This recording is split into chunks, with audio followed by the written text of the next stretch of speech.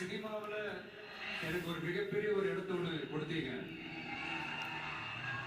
அதையெல்லாம் விட்டுட்டு உங்களுக்காக நன்றி கடன் செலுத்துறதுக்காக அரசியலுக்கு வந்த உங்க விஜய நீ வா விஜய், நாங்களா இருக்கோம், பாத்துக்கிறோம்.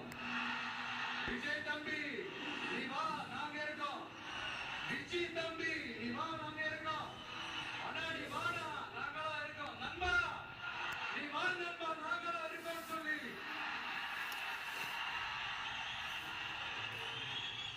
அவ்வளவு அன்பா அவ்வளவு உறவா என்ன ஏத்துக்கிட்டீங்க.